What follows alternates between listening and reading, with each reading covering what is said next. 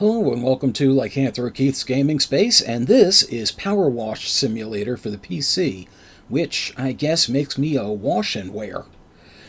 PowerWash Simulator has been around for about a little better than a year, maybe 2 years, and I've played this a whole lot off stream just for my own amusement. It's a very zen-like game, and it's exactly what it says on the tin. You have a power washer and you go make things clean. So I decided this would be the perfect thing to play for my AMA, which was long promised, where I A your cues, and also this is coincidentally my official 300th video. And before I get into the game, I want to thank everybody that got me to this point in any way, shape, or form, whether it was technical assistance, viewing, subscriptions, comments, Patreon, or just a vote of confidence. I couldn't have done it without y'all, and I ain't stopping now. But in the meantime, people had questions for me, and I've got answers for them that have been long overdue. So without further ado, let's dish some dirt. Okay, so I'm going to go on free play here, which means I can just kind of muck around while I talk. And that'd be the easiest thing. For those who haven't played PowerWash Simulator, I do definitely recommend it. Like I said, it's a very relaxing kind of game. Believe it or not, it does have a story to it. But I'm going to leave that all alone. A gazillion Let's Players have done this and shown the story already. I'm just going to use this as a background for what I intend to do here. So let's see. Let's do some locations, and I think I'll start with something relatively simple. We'll just clean the bungalow here. And this is part of the story, but like I said, I'll let you discover that on your own. And we'll go ahead and restart the job because I was using it as a test. I'm also going to apologize. There's not going to be a lot of sound other than me talking because really isn't a lot of music to this game, and I turned the sound of the water jet down because, as you can hear, you can kind of hear it there, but it sounds very much like a jackhammer. Which I imagine an actual pressure washer would sound very much like that. So, like I said, not much audio except for the lovely sounds of me going on and on. And let's go ahead and get that started. And our first questions come from my very good friend Rick in Baltimore. And the first question he asks, kind of an inside joke, how big is Batista's dick? As I try to remember exactly how to do these things. But yes, how big is Batista's dick? Rick, I do not actually have full dimensions on that. However, from what I have been able to sight measure, I can tell you that it is very big, very large in volume and circumference, and it is planted firmly upon his shoulders. So, yeah, there's that for that question, and I gotta pause for a second. I'm trying to remember how in the hell.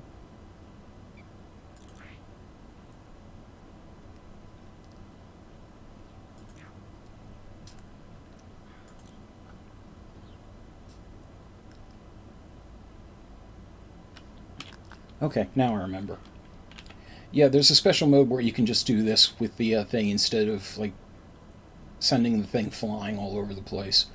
Oh, and that's an erupting volcano in the background, by the way. There we go. Problem solved.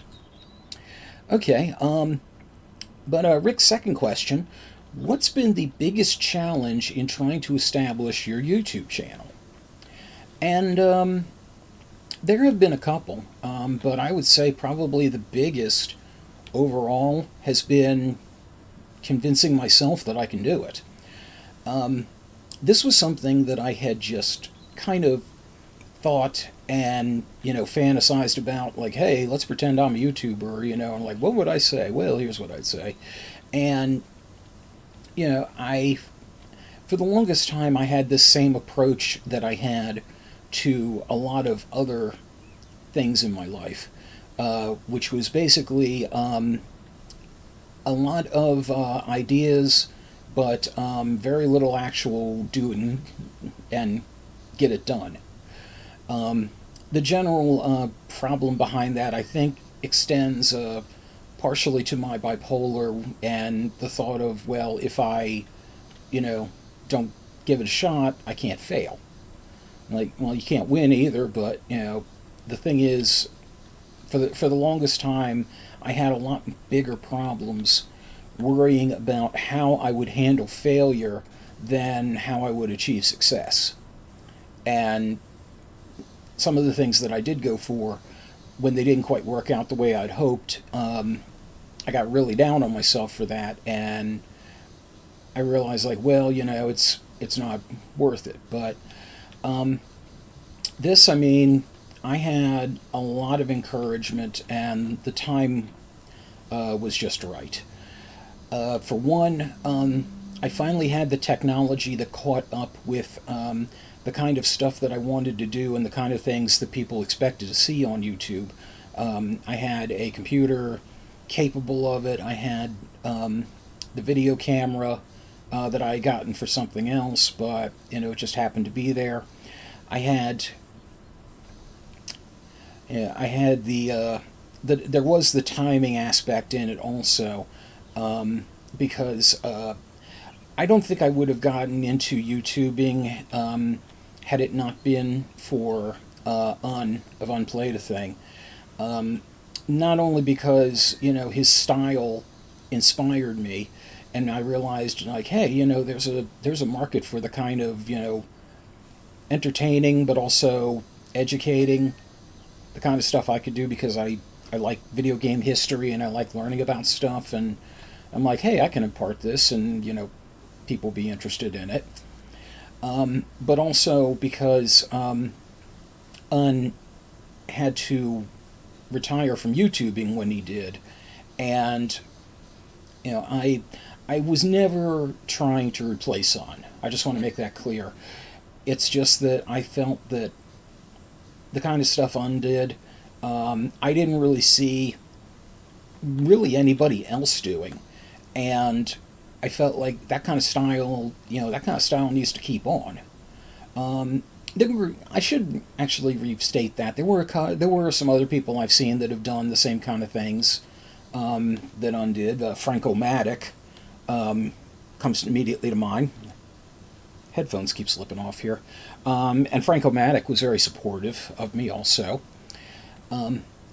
But getting back to what Rick said, honestly, the biggest challenge was just convincing myself that I could do it, and convincing myself that, hey, people are going to have some, negative comments, and, fight through it. Don't let it get you down. You have a right to do this. And after that, the next biggest obstacle was, well, are people going to want me to do it? And people have been pretty receptive to everything I've done. I've had lots of good comments. I've had lots of people subscribing, replying very well to my channel and my Patreon. I love that cha-ching sound, by the way. That's very awesome. But yeah, as actually I get really near 100 subscribers, and I promoted the hell out of this channel. Like, I have business cards that I give to people, and there are several local retro gaming stores that put my cards right near the cash register for people to take. I want this to succeed. My parents are fully behind me. they will admit that they don't really fully understand what it is that I'm doing on here. They know that I'm playing games, and it's obviously leading to success in some respects. I feel a lot. I feel great that I'm accomplishing something. Yeah, so that definitely helped. And I can also feel great that I've cleaned the front part of this bungalow in the time it took me to talk about this. So, yeah, go me. Okay, so I think I'm going to switch off to another locale for my next set of questions. Let's see, where do we want to go next?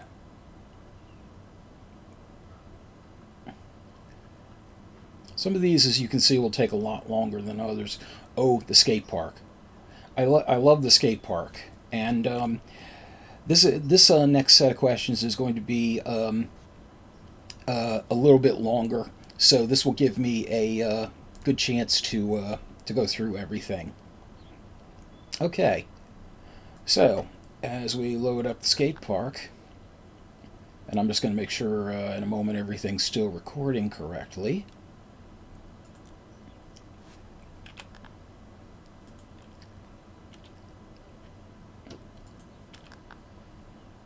Okay, yes. Yeah, I had a little bit of a problem getting the thing to track. Uh, it didn't want to track the actual game for some reason. It's kind of hard to explain. But the next set of questions are from a very awesome longtime supporter, Misfit Kitten, and she's been someone who's checked out all my Twitch streams. She has commented on a ton of the different videos. Misfit Kitten, thanks for tagging along on this journey. Very awesome of you. Okay, so she's got some questions. The first question she has as we get started cleaning the spine. Yeah, always important to have a clean spine if you're going skating. Tony Hawk will tell you that. What games would you never stream or post to YouTube? Well, there are some games that I absolutely just cannot stand, and I'll go into the reasons why, that you will never see me do on YouTube. Most of these are what I would call, mainstream / casual gamer things. These are the kind of things that every single bloody channel out there, well, I speak in absolutes, that's a bad thing, sorry. Many of the channels out there are seem to exclusively want to post. And those are things like Minecraft, Call of Duty, Fortnite, that kind of stuff. The things that are basically on YouTube a dime a dozen. What can I really add to that? And on top of that, I just don't find those games interesting. I mean, Call of Duty I hate with a passion, because it's the Call of Duty is like the patient zero of games being yearly releases and exploitative and things like that. Like even like maybe not, like Madden, yeah.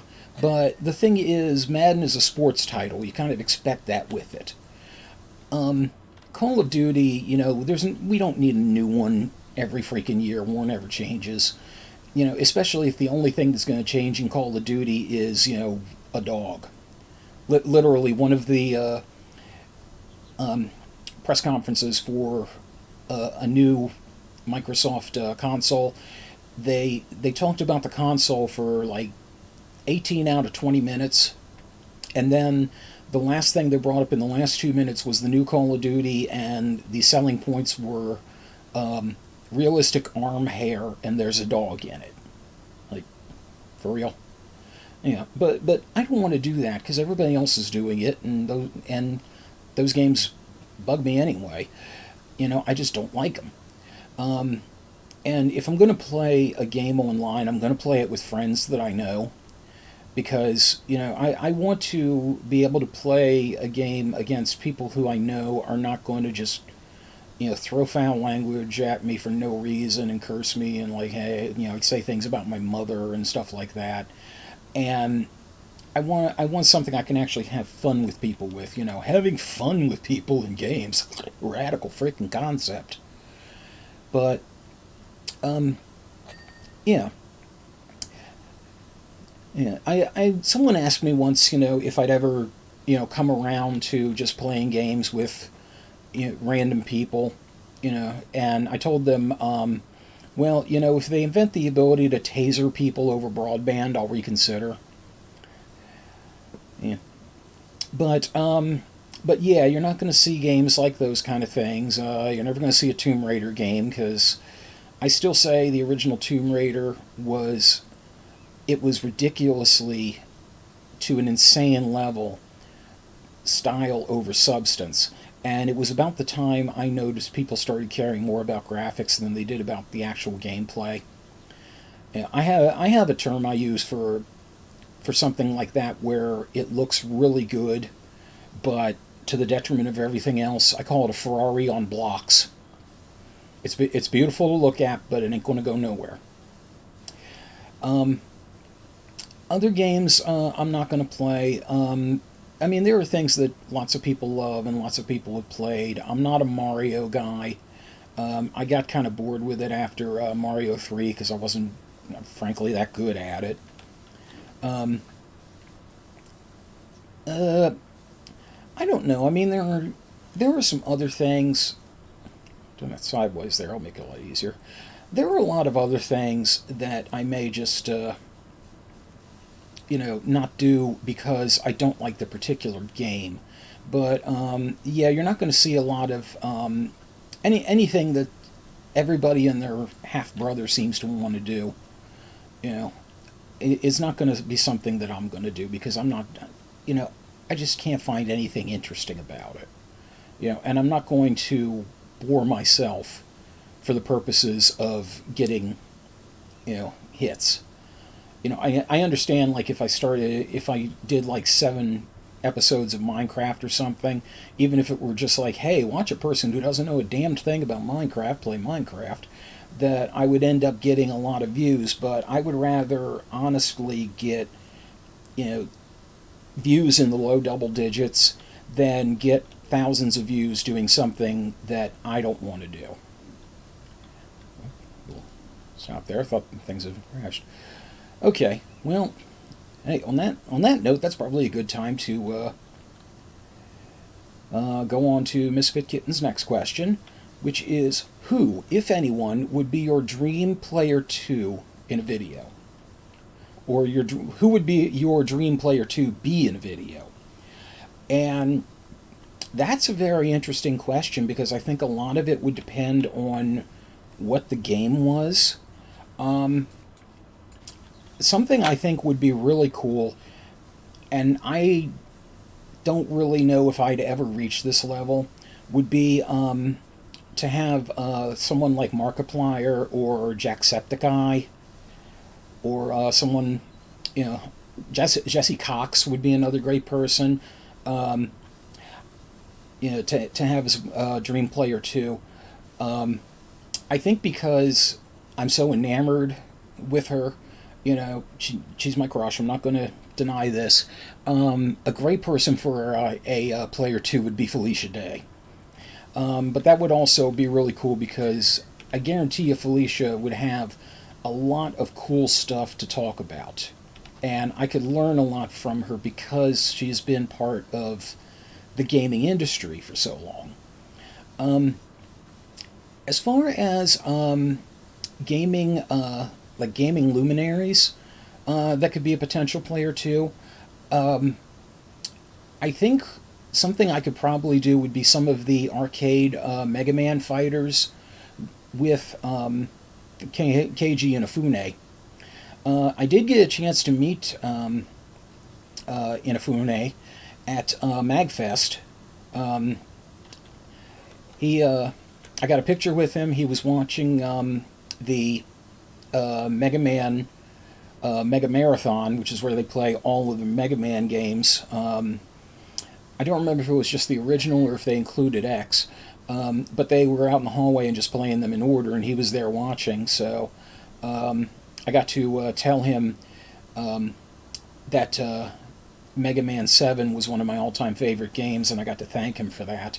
But I think, yeah, if I could play like Mega Man, the Power Battle, or the Power Fighters with Keiji Inafune, that would be pretty freaking awesome. Okay. So let's see. And her next question: what was your most embarrassing gaming moment? Okay, well, I can talk about this because the statute of limitations has run out. Always a great way to start a sentence, isn't it? So, my most embarrassing gaming moment. This happened back in college, and Rick in Baltimore, as soon as I started this sentence, knows exactly what I'm going to talk about. So, the college I went to had a rec center, and it was an arcade because it was early '90s. You know, arcades were all over the place. I remember when I was on the tour of the college originally, and the person giving the tour said, "Oh yeah, we have an arcade downstairs," and I was expecting like one or two, you know, games there. You know, big whoop. Nope, full-fledged arcade. And they rotated the games around, but one of the games they had fairly early in my college career was Saturday Night Slam Masters by Capcom. For those of you who haven't seen it before, it is basically Street Fighter 2 in a pro wrestling ring. And I've also played the Super NES version on this channel, right? Yeah. So I will do my best to put a link in there in this video for that.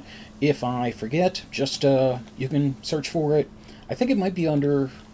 I think I might have made a Wrestling Games playlist by now. If I haven't, just search for Saturday Night Slam Masters. But anyway, so at the time I worked at a country club near the college, and I had a Saturday shift because I worked as a buffet waiter. You know, I served people from a buffet, you know, which is kind of bizarre when you think about it. But it was a Saturday night party. Party ended at about... I got off about 9:30, so I had... I did what I usually did before I drove home. I went over to and hit the arcade. Now, while this was going on, while I was at the arcade, I played Slam Masters, and I managed to complete the entire first run of the game, where you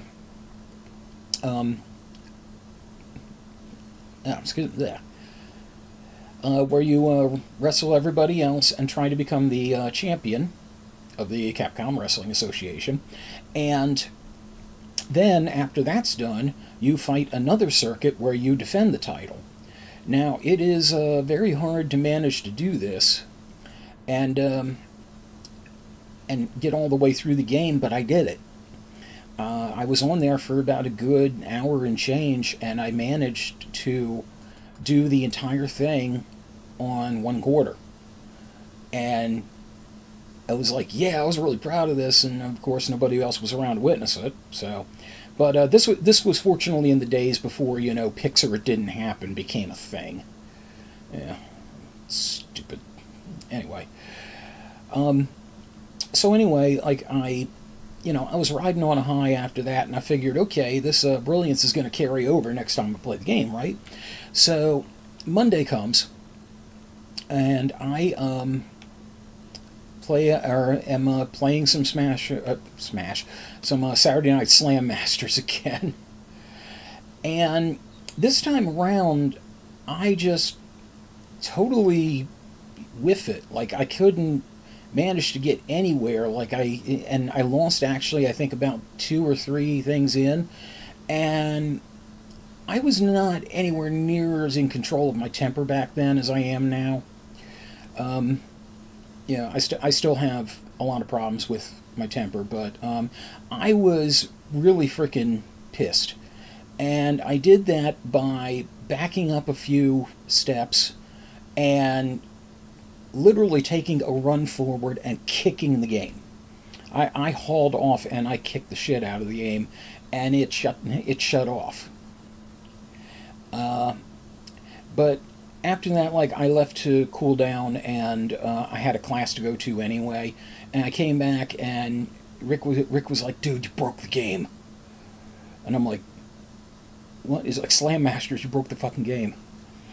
And like, "Oh shit." I'm like, "Oh shit." So I had like, yeah, I had a lot of heat with a guy that was a good friend of mine, but he also happened to work at the arcade, and you know he he didn't say anything, but it put him in a bad spot, and people were pissed at me because I broke the machine, and I was yeah, when I had cooled down and realized what I did, and I was really ashamed of it, and you know I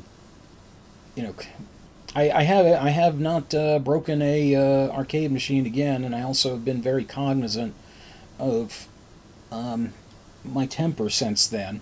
I'm not going to say I'm perfect. I fly off the handle at some points, but yeah, that was a definite low point. So yeah, I once broke a machine because I did incredible on it 2 days prior, and then sucked at it in front of everyone else, and yeah, so there that would be my most embarrassing gaming moment. And finally, Misfit asks, alternately, let's go over here and do the loop to loop. Why the hell not? Alternately, what is your proudest gaming moment? It takes a little bit of thinking to do, because I've had a lot of times where I've had stuff that I'm proud of, but I really haven't said much about it, because it's gaming moments are something that's kind of hard to brag about, especially now, because it used to be a lot easier years ago, when your your proof of things and what you actually bragged about was your high score, and that was an easy thing to point out because everybody could see it. But most games don't keep score anymore. Even then, I could say, well, I had, this much of a score on, this game, but if I didn't have a, picture of the arcade game, it's like George Costanza on that episode of Seinfeld with the Frogger machine, desperately trying to keep his high score intact. But I think, let's see, my proudest gaming moment. I also was trying to do this spontaneously. I didn't want to have stuff like pre-thought out. I didn't want it to seem all canned.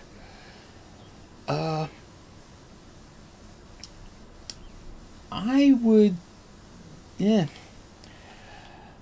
My proudest gaming moment, I guess I could say, would be some of the ones that I've done on Twitch, on stream in front of people. That are things like, well, these are games that you know I've either not finished, or things that I had only partially accomplished, or I never managed to do this, and I was able to, in front of a group of people who I consider friends, finally accomplish this thing. And yes, I do even consider the things with save states to be proud gaming accomplishments, because like I've always said with save states, number one, I still have to do whatever it is. It just takes away the frustration of having to go back and redo everything else and trying to do it without having as many of the things as I had before, and now I'm at a complete disadvantage trying to do the same thing that I couldn't do before and all that, So, save states and rewind, I still consider them legit victories. And I think actually along those lines, one of the games I'm actually proudest of that I finished on a stream was totally rad. Because as much as I like that game, dear God, I mean, yeah, that was insane. But yeah, it was a definite victory accomplishing that, no matter what means I did. And I'm also just proud of being able to show off games that I really like and games that people either have never heard of or games that are like, oh yeah, I remember that. Yeah, and those are proud moments too. So I don't necessarily think it's any specific one thing I did, but yeah, a lot of the stuff after getting on Twitch has produced a lot of proud moments. That there is also getting my Power Glove signed by Kyle Justin and James Rolfe. And I got James Rolfe to laugh about the story behind the Power Glove. So I told him that I bought it from Toys R Us on clearance for $10, which means I overpaid by $15. But yeah. So yeah. So thank you for the questions, Misfit Kitten. Much appreciated. Okay, let's find another place to degrime. I'm going to do one of the vehicles this time. And we're going to go to Chris, who had a question similar to what I had before. Let me find a good vehicle here. Oh, yes. Okay. Yeah. The monster truck. Okay. So Chris asked two questions, not related to Batista's dick.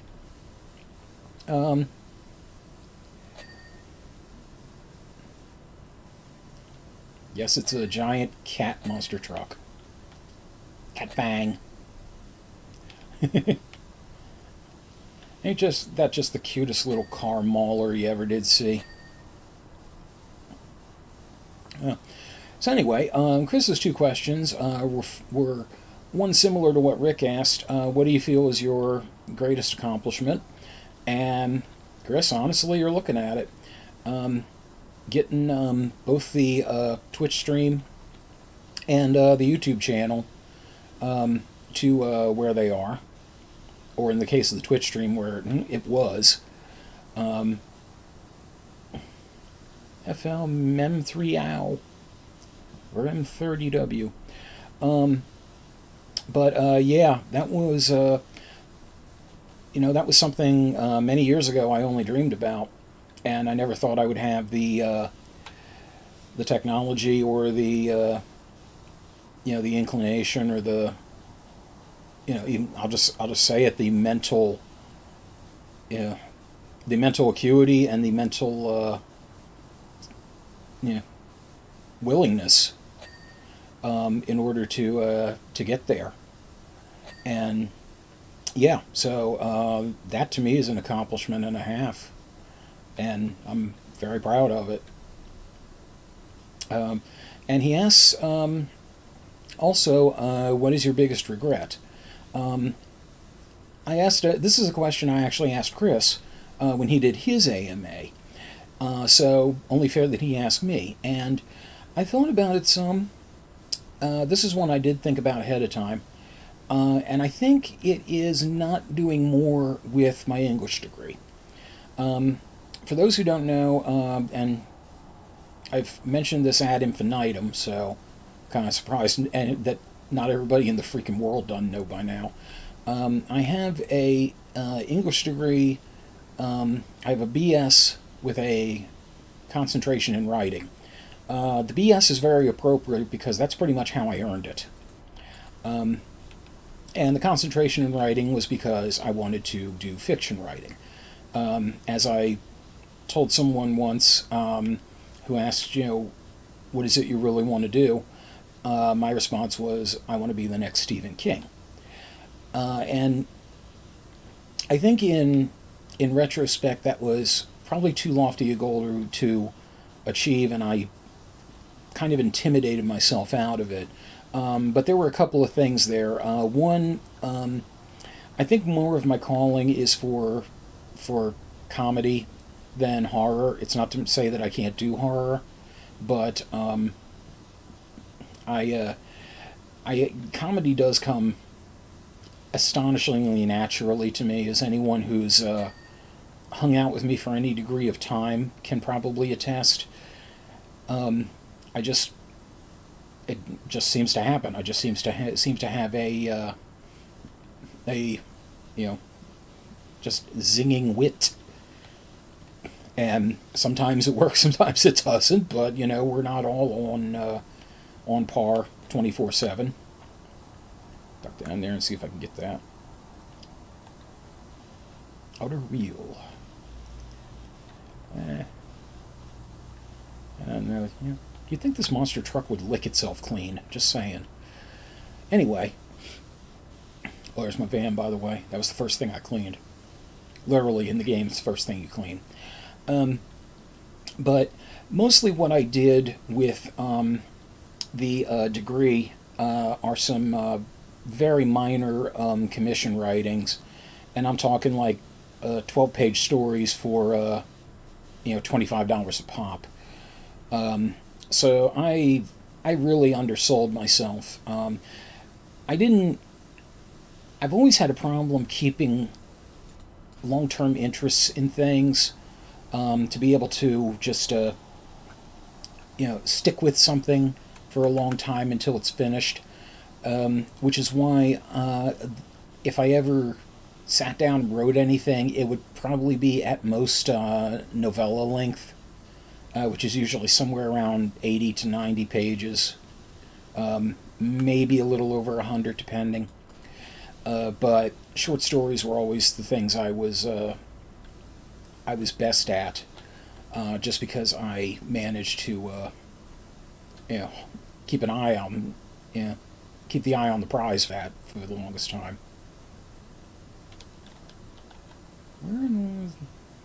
I see you, dirt. Here's the thing, you can highlight the dirt. I think I might need some metal polish for this. See if I can remember how. I'm trying to remember how to change my sprays. Hang on a second. It has been a while since I played this, so I don't remember all the controls. Show dirt is Q.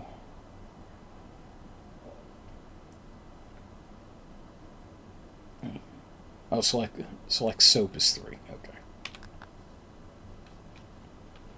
Yeah, where's the metal stuff? There we go. Yeah, some of these things you want to use to get rid of, to clean things up fast on certain substances will respond better to these spray soaps than others. Yeah.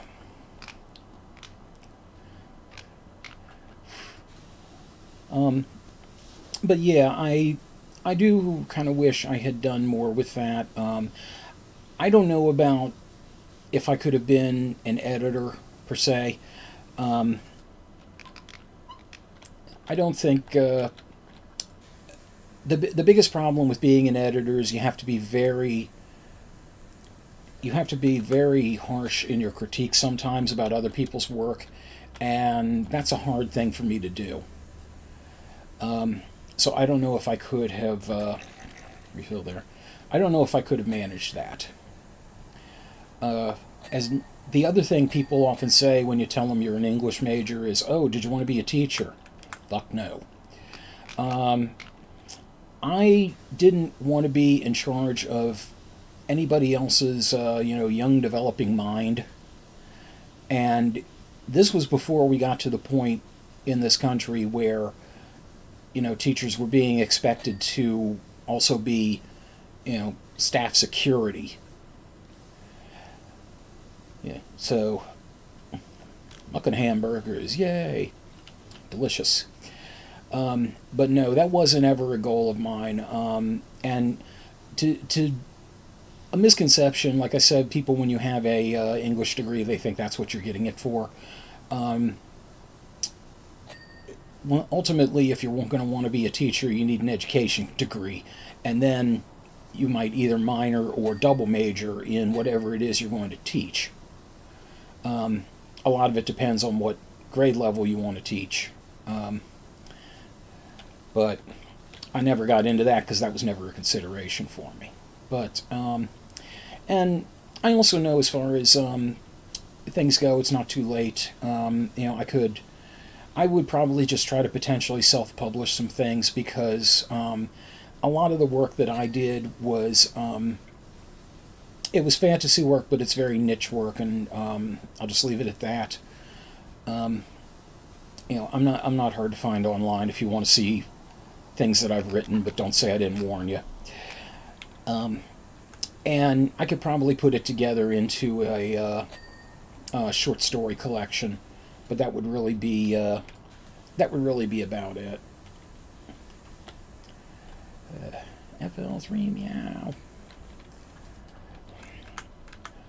I just want to show you something real quick also. This is how you get like way up top on things. And they also occasionally give you step ladders and scaffolds to get the job done.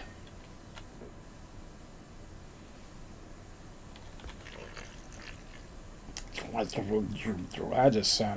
was just totally an appealing sound, wasn't it?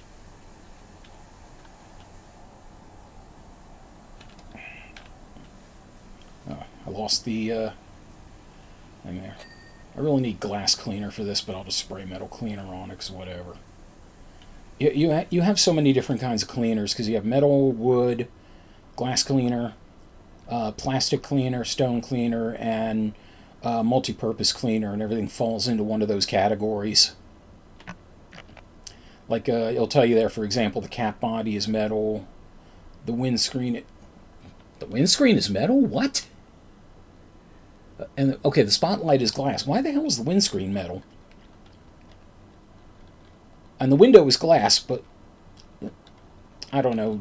I don't know if that's standard on monster trucks or not. I don't. Yeah, we're not dealing with reality here. I don't play video games for reality. If I want reality, I'll go outside.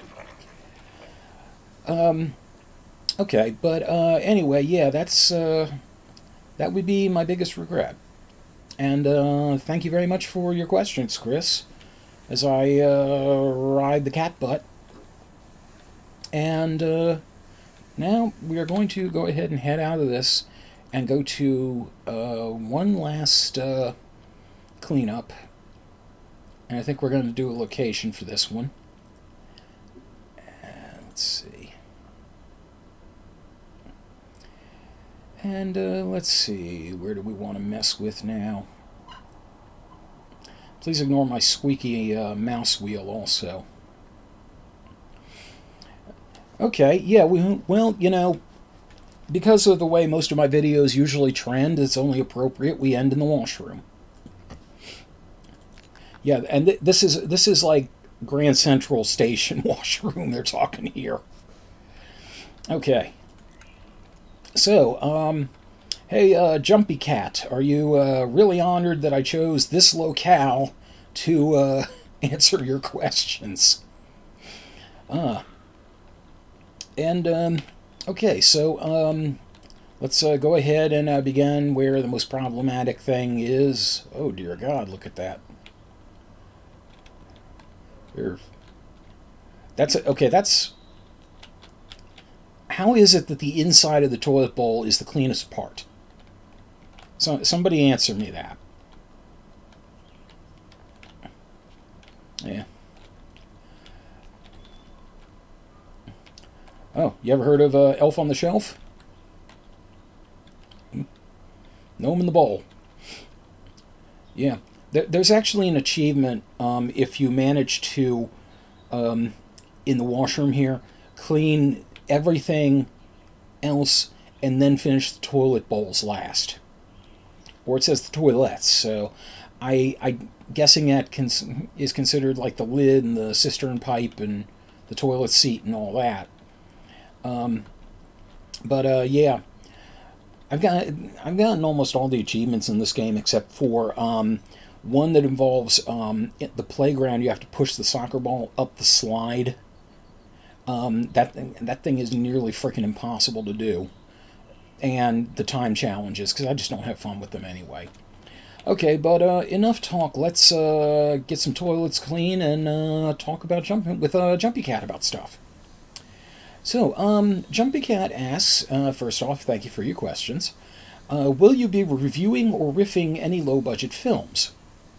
Now, this is something that I actually do on a regular basis with the Midnight Crew. One of the members of the Midnight Crew that you'll probably, whose name you'll probably recognize immediately is Zeta. We have Zeta's Horrible Movie Night, and we do just that. We riff bad movies, MST3K and riff track style.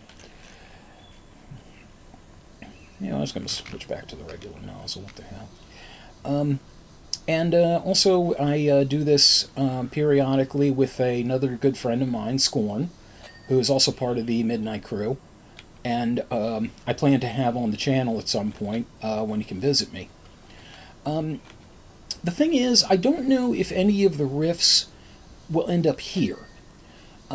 As far as the ones from Zeta's Horrible Movie Night, Zeta actually has all of those archived. And the ones that Scorn and I do, I don't always record them. Sometimes I do, but I haven't figured out what to do with them yet.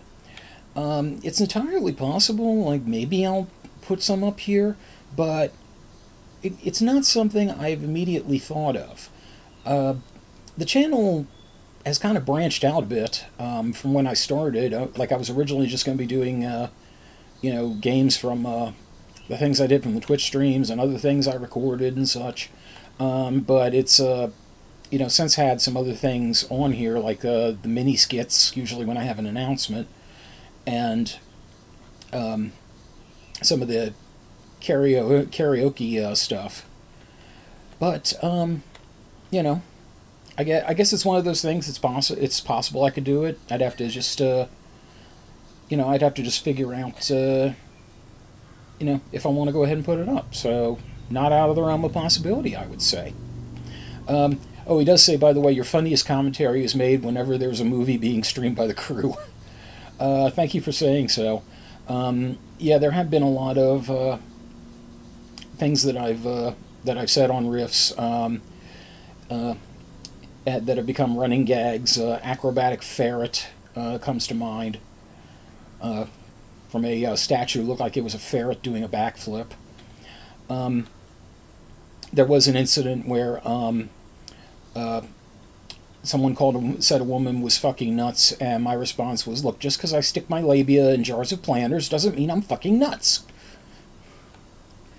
And my personal favorite, I don't even remember the movie. I do remember it starred William Sanderson, who people my age would remember as Larry from Newhart.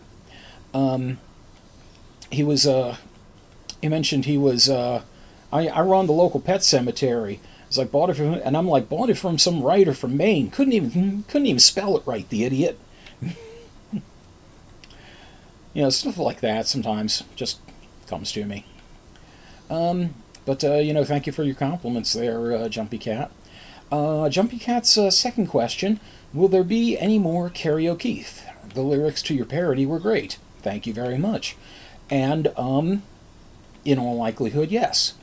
The thing is, with the biggest worry I had when putting up the 3 songs that I had done, or not 3 songs, just 2 songs, the parody of Black Velvet, which was Black Friday, and when I did the song for the end of the year, Along December by Counting Crows, which is my traditional song that I did in karaoke.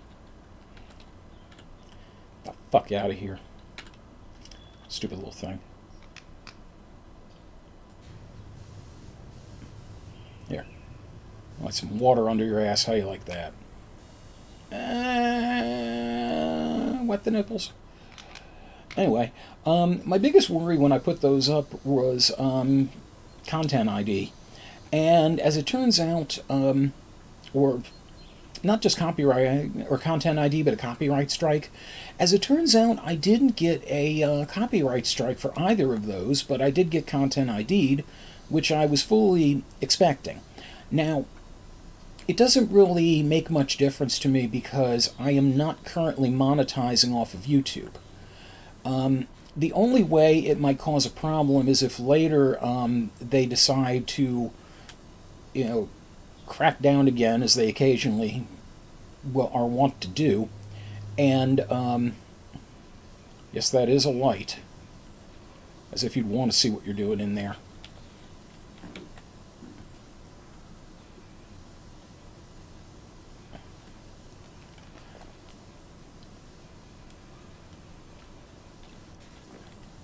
That's good enough. We don't want too many witnesses. Okay, yeah, thank you. Let's clean out one of the standing pissers. This was made by a European company, so I get the feeling this may be how they do it over there. I don't know. I mean, I wouldn't be surprised to see something like this get adopted here over in the U.S. But the fuck was I saying? Oh yeah. But yeah, I didn't get a copyright strike for either of them, which is honestly kind of encouraging. So there may be times when I do a another parody song, or I have something that I just wanted to do karaoke singing, and it would show up under the karaoke playlist. Yeah, so basically, it's just like with the thing with the riffing, never say never, and the possibilities there. And finally, Jumpy Cat asks, also, who were those people attending the karaoke? Patrons, I hope. Patreons. They were not Patreons, but they were very good friends. The karaoke parody of for Black Friday was done at a bar in Essex, Maryland called Rick's. And I, in case I didn't mention the story behind that, I came up with the idea for the parody on the Monday before Thanksgiving week. Or actually, no, it was closer to Tuesday or Wednesday. And I had it written to perform the Monday. So literally, it was the Monday before Black Friday that was first performed.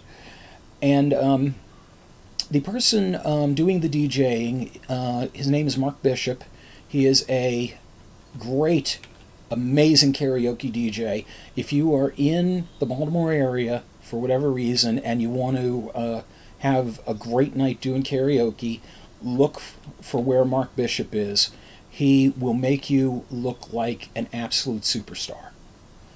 And he has been my favorite karaoke DJ for going on 2 decades now, and I consider him a close friend. Part of the reason I was at Rick's, actually, when Mark had to go into a temporary retirement when the whole COVID crap went on, because bars weren't doing so well, so they had to cut expenses. That usually sad fact of the industry, when a bar starts having to cut expenses, a lot of times the entertainment is what goes first.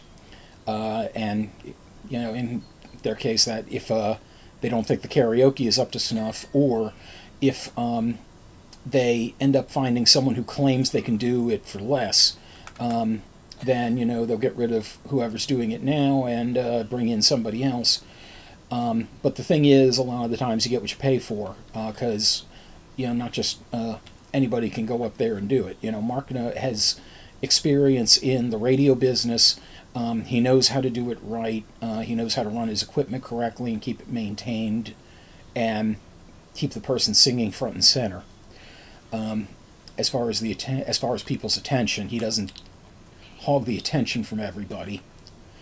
So But it's an unfortunate thing about the industry. A lot of bars will blame the entertainment and cut that as their first expense. So during the pandemic, he wasn't able to do it, his karaokeing, but in 2022 he came back. A friend of mine, who is the one holding the camera in the video, by the way, is a very good friend of mine I've known since college. We call him Joe Money. Great karaoke singer himself. Just incredibly dynamic. I'm talking like David Lee Roth levels of dynamic. He told me Mark was coming back, and well, I figured, hell, Mark's coming out of retirement. Karaoke Keith will too.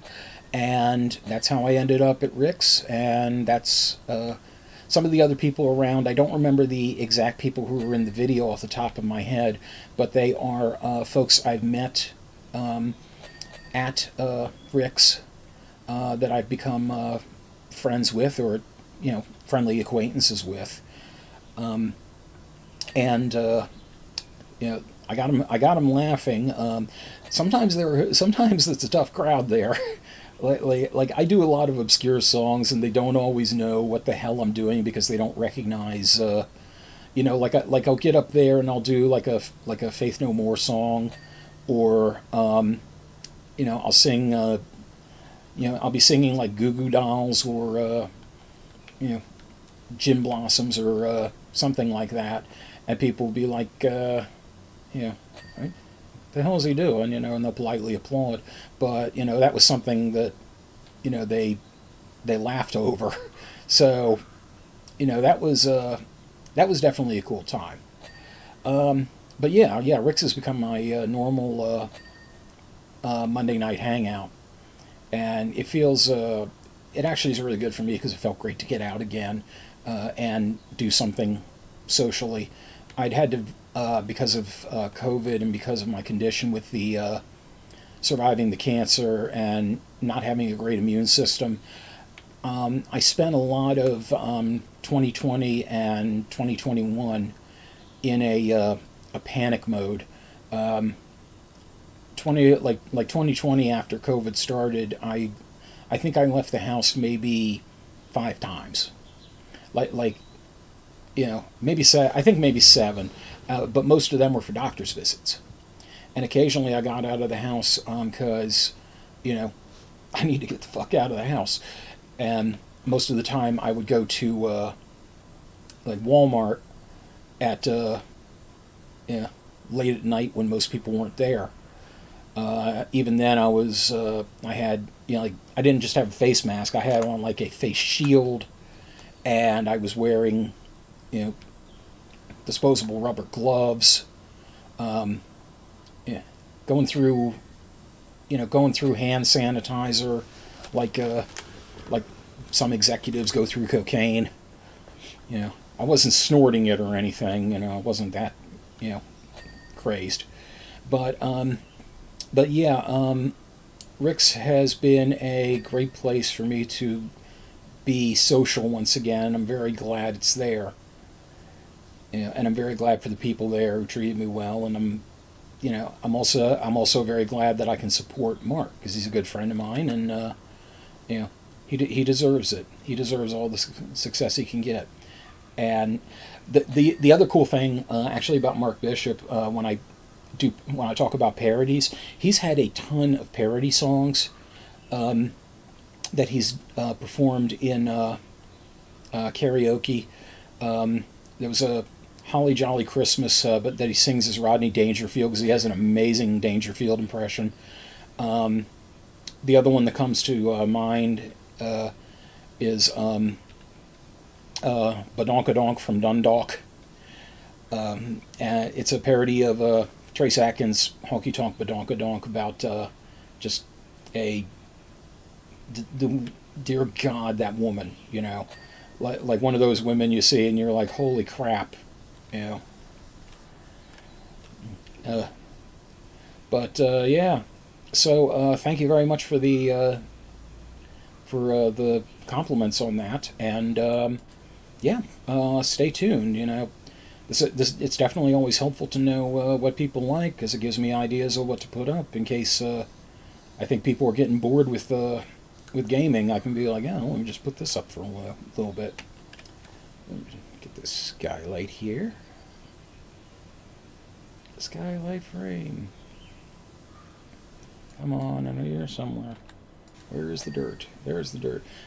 Yeah, another great thing about this game, you don't have to get like every single little speck of dirt that's on something. If you get like the majority of it, it will go ahead and credit you for the whole thing. But yeah, like I said, this is a fun game. It's just a very zen kind of game. And unless you're doing one of the timed challenges, or one of the challenges where you have only a certain amount of water you can use, yeah, it's very relaxing. It's very fun. So with that in mind, excuse me a minute. Hang on, I gotta do something here. A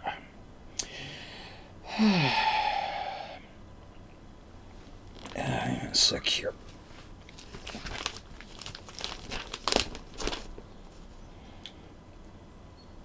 Hey, what? Hey, close the goddamn door. I didn't tell you could look. Look, I'll be out as soon as I can, alright? In the meantime, thank you for everything. Thank you for helping me get to 300 official episodes. Thank you for all the questions. Thank you to all of my viewers, my subscribers, my patrons, to everyone who has supported me in any way, shape, or form. Thank you very much for a great time. And don't forget, I can clean the urinal from here. Oh well.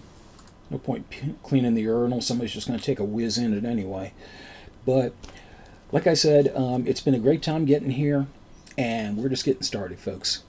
So remember, take care and don't neglect your spring cleaning until we game again. Courtesy flush.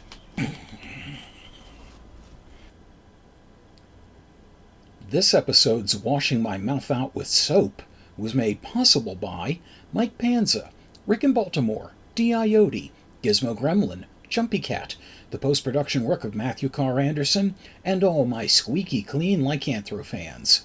Thank you very much for your continued support through 300 videos and beyond. Until we game again.